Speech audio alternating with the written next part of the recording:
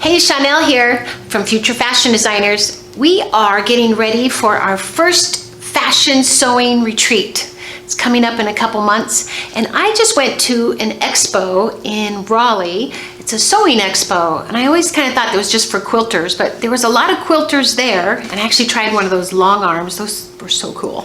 Only $10,000, and it's yours. And you need a spare bedroom for that too. But there was a lot of fashion sewing there, and I was just so pleasantly surprised. I had the best time, and I found a lot of great creative things to do for the retreat because adults want to play around with fabric stuff too.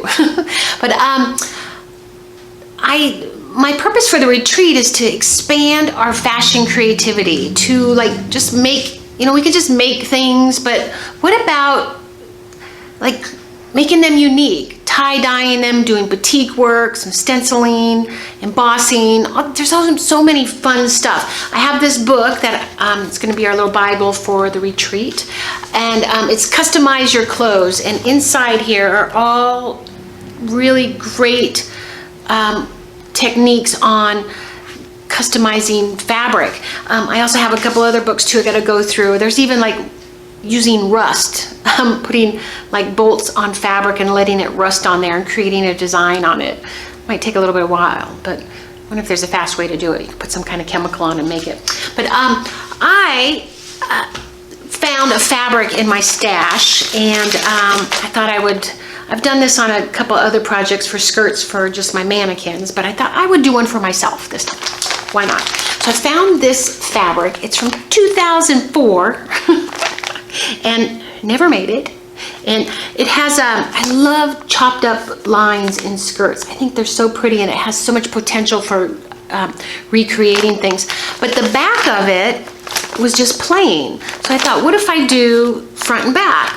Do the same kind of skirt. So yesterday I got some Kona cotton. I love Kona cotton. Just a good weight, nice high quality, 100% cotton kind of fabric. And I made that skirt. And what I did was I took the tissue papers and draped them on the, how did I do that actually? I draped them on the dress form, pinned them all together. Oh, I just did the front. Okay, I was thinking I did the back, but I had to, so instead of, it says cut one, I just cut two on the fabric, and just sewed up the seams real quick, put in the zipper, and then I put it on the dress form. And real simple. So now I do have to do the finish work on it, but this is how it looks on the dress form. So now I took it home, and I'm just gonna dye it. And I have this tie-dye stuff here. It's just a spray-on dye, so simple. You put it in the sink, washes off pretty well, although I did a couple spots on things, but it tends to come off. Really just wanted to kind of think, what fabric colors am I gonna do? I thought black and white's really simple kind of thing. And then I also have this trim that I found at the fabric store. It's just it's kind of like a braided trim. And I love to put piping into seams. And since that skirt has all these seams in it, I wanted to put piping, but then I found the trim. I thought, I'll just sew it over it in case it got too bumpy with the piping, the extra adage in there. But so I was thinking black and white, but then I went with indigo, and just trying to get out of black and white. I just do very classic colors. And so I just tie-dyed it indigo, and I did it this morning. And what I did was I put rubber bands around all my skirt, dunked it in some water, and then sprayed it. And it looks pretty cool. So this is the skirt. And then after that, I dunked it in some more water and tried to get it spread around. But actually the fabric, or the tie-dye actually kind of stuck in there. And I threw it in the dryer to, after let it air dry a little bit, and then threw it in the dryer to see if I can get it softer. And this is what I came up with. So it looks pretty cool. And I had to also, the pattern had a back zipper in it, so I had to put a side zipper in it, a little invisible zipper. And now I have to just finish it, I have to bind the edges. And now my goal is to make it even more unique. So first I've got the trim this piping, so I thought I'd follow along these seams right here, because you can't even see the seams. So I was thinking of doing that, but then I gotta get black in here somewhere else, because just to pop on black might look a little confusing. I could spray some black over it. Might do that. I might, because I kind of like the skirt now, so I might just practice this with some scraps. It's kind of a good idea.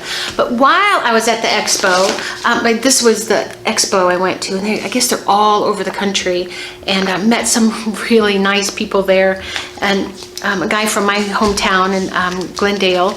I'm from the San Fernando Valley in California, but he was in Glendale, and he works in the movie business. Also, he had a booth there and selling dress forms, and he teaches all over the country on pattern draping and stuff. So I thought that was cool, met him. But while I was there, I found this, I wasn't expecting this at the expo. I found this guy who does stenciling. He has these stencils. They're made out of, it's actually like a linen, and you put a chalk through here. This is like a Pounce chalk, and you run it over there, and the marks go through the stencil, and like really smoothly, like perfectly, and you stitch over it. That's what, I mean, you can do that, but you can also just get this like So Soft paint and a little pouncer thing and just paint through it, and he did it and it looked really great. So I'm gonna actually have to experiment with it, because I want my retreaters to be able to play around with this, and I gotta kind of know how to do all this. I never took the time to play with all this techniques, and it's so much fun. It's, you know, why can't adults do this too? Create stuff and really embellish and make your garments unique, because fashion is art, and it's wearable art. So I think I'm gonna take some of these stencils here and then put a paint on here. I have to practice. I'm not sure kind of which one to do, but maybe like a black line here, and then put the trim over it, and might be kind of cool. So another thing I found was this rhinestone genie. We've all seen these, but this was a really simple, easy technique. They had all these stencils and all these baby rhinestones, and you get them to, you kind of shift them around in a cookie pan, and you end up with, they actually all line up evenly. I'm sure I tried it actually there. It came out easy, but I'm thinking when I start trying it, it's not going to work so good. But all the rhinestones come up, and then you just peel this paper off, and then you iron it on to your garment. So I could even put little paws everywhere. That might be kind of cute. So what the heck? So that was some of my finds at the expo, and I'm gonna just make this skirt unique, and then I'm gonna wear it. And I'm also gonna have my friend Stacy in this weekend. I'm gonna teach her how to sew, and she's 50 years old. Can't believe it. I've known her for like 20 years. I still think she's 30. And she's never known how to sew, and that's terrible. So I never taught her how to sew. She works in the movie business and always is too busy, so we got to get her going here. But another thing I found at that expo, which is my next project, and I got inspired by this skirt here that I bought good 20 years ago, maybe longer. It's with from a company called Doncaster. It was a size 6. I used to be a size 6. Crazy, can't even believe it. It's a patchwork skirt, and I actually, with my students, do a patchwork skirt on their after they learn how to sew, and it really gets them at the sewing machine. So they're having to thread it a lot and really maneuvering the sewing machine. So sometimes they hate this project, but it really, if they can get through it, it really helps them master the sewing machine. So I was also at Joann Fabrics the other day, and I found this fabric. It's called Luxe, 100% cotton, like a beautiful, beautiful cotton sateen. You can see just how, oh my God, it even feels so soft like that. And us fabric people love fabric. So I also, at the retreat, or not at the retreat, this is for the retreat, at the expo, I found all these batik fat quarters. And there's a lot of batik at expos because of the quiltings. I think quilters use these a lot. And but I love the prints on here. So I bought a bunch of them. And then I also went to Joann's, and they had them on sale. When I bought this fabric, they had this on sale for 76 cents. These are $2.99, usually the fat quarters, and they were on sale for 76 cents. So I bought about 15 of them. Oh my gosh. I'm gonna have them at the retreat. So my next project is I wanna do that same skirt, this same skirt, and I wanna do like patchwork in here with this as the solid base. So I think I'm gonna have to square, cut up all this fabric here, but I thought maybe doing a batik type of skirt with here, and then I don't know, somehow put them in here, and then definitely put piping in here to break it up, because I love breaking it up and showing the lines of the garment. So piping will really do that. So that is some of the fun things I want to be doing with you guys at the Fashion Sewing Retreat to expand your fashion creativity. The lower level is our whole sewing room, this magnificent log cabin right on the shores of Lake Norman, and we have the whole basement. It walks right out to the lake. It's so beautiful. And in there they also have this whole laundry room and little kitchenette right downstairs there. So we have it all right there. It's just like the perfect craft area. So I will see you in the next video. I'll let you know how this turns out. Actually, I won't see you in the next video. I'm gonna let you know how this turns out because I have to finish this. I have to do that tonight. See you in a minute. Well, I'm back and I got my skirt done. It isn't the next day because it's a couple days later. I still have dye under my fingernails. But when I went home the other day, I was making dinner and I dropped a knife on my foot. You ever hear about that happening? Well, it happened to me. And I just had the knife sharpened, so put a nice little gash right on the top of my foot. I hope I didn't cut a tendon, but my husband was saying, you gotta go to the hospital. Actually, I was home alone. He was on the phone out of town, and I was like, I am not going to the hospital, so I'll do the stitches myself. But I've been hobbling around for a couple days. But while I was hobbling around, I got to do the paint work at my house and on my skirt, and I didn't feel pressured to have to go somewhere, so I was kind of stuck. I had to keep my foot up and everything. But I ended up getting the stencil painting on my skirt. This is my skirt. It's done. I finally finished it. So when I was laid up, I did samples on little white fabric to kind of get I've never done these, I can't believe I've never done this, but they're pretty simple. But you actually, I had one strip and I had to keep rinsing it out to go the whole length around here. Like this, it goes all the way around.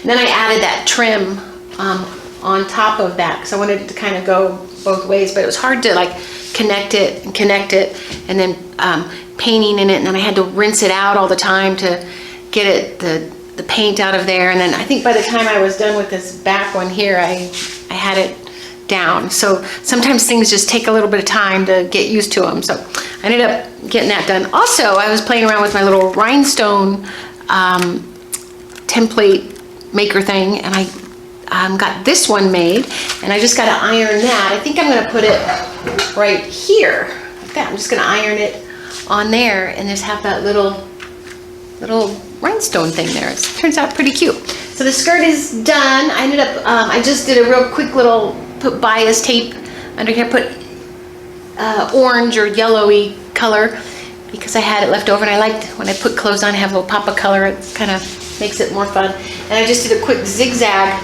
like pinked it and then zigzagged the end of it. But I love how this looks in the inside. I think my next skirt, I'm gonna do the seams so that they're actually showing right here, and maybe make them raw, not even pink it. And they're all in the bias, so it won't really fray too much there. And then maybe put piping over it. I don't know. I'm gonna do the skirt again. I love skirts that are cut up like that. So I'm gonna put this on and show it to you, and then I'm gonna wear it home. But actually, I gotta stop at Walmart first, so it'll be a little dressy. It's not too dressy for, but I actually have a party next weekend in Los Angeles at the Costume Designers Guild. We're having like an IATSE party, some kind of fun they're cooking up next Saturday. So I think I'm gonna wear that there because it's simple and fun and creative, made it myself kind of thing. I like to wear made it myself stuff. But I have to go to Walmart to get tubs because I just got a big donation in. I have a school, and sometimes people call me, you know, they're cleaning out storage bins or something. This lady, her mother passed away, and I think she worked at a fabric store. I'm thinking it was Hancock Fabrics years ago, probably in the 70s, 80s. That's when I used to shop there because I got a ton of patterns. Her daughter had said she has just a ton of patterns. So I said, yeah, I'll definitely take a look at them. And it turns out they're from like the 70s. And then I got these from the 60s. Look, these were 75 cents. So these are like from the late 60s. And then this one's 85 cents. I think this one's like early 70s. Pretty fun. So I got the 60s. I got about probably a good 100 of the 60s and several hundred of the 1970s. And then there's a few 80s in there too. I belong to some Facebook groups, some vintage pattern Facebook groups, and I'm so excited. I actually have some vintage patterns. I didn't have any before, and then it's funny, I just joined this Facebook group and then they come to me. It's so funny. So it's cool having a school. You get some kind of cool perks here. But I'm gonna put on my skirt, show it to you, and I'll see you in the next video. Ta-da! My skirt is finished. Ta-da! This one is really fun to wear. It's creative. Makes you happy when you put it on. I think I'm gonna really enjoy this one.